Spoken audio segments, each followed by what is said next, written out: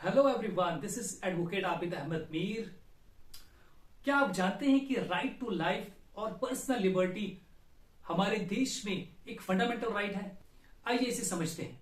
Article 21 कहता है no one should be deprived of his life और personal liberty except according to procedure established by law. और इस article को honourable supreme court के एक लैंडमार्क जजमेंट में हार्ट ऑफ द कॉन्स्टिट्यूशन भी कहा गया है। अब इसमें मेनली तीन बातें कही गई: right to life, personal liberty और प्रोसीजर एस्टैब्लिश्ड बाय लॉ। अब राइट टू लाइफ और पर्सनल लिबर्टी को समझते हैं। क्या सिर्फ जीना और सांस लेना बस यही लाइफ का मतलब होना चाहिए? जी नहीं। Right to life includes quality of life. Life और लिबर्टी, इन दोनों टर्म्स को ऑनरेबल सुप्रीम कोर्ट ने टाइम टू टाइम अपनी लैंडमार्क जजमेंट्स में इंटरप्रेट किया है।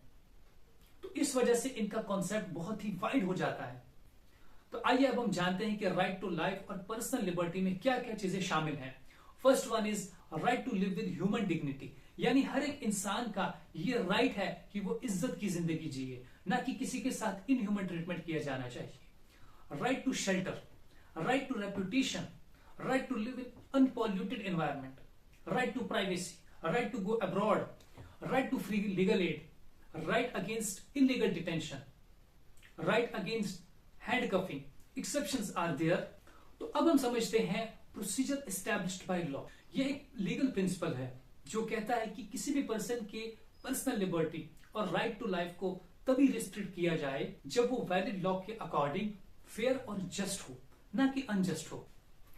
अब इस आर्टिकल को डिटेल में समझने के लिए आप ऑनरेबल सुप्रीम कोर्ट की लैंडमार्क जजमेंट्स पढ़ सकते हैं। One is Manika Gandhi versus union of India और ए के गोपालन वर्सेस स्टेट ऑफ मद्रास।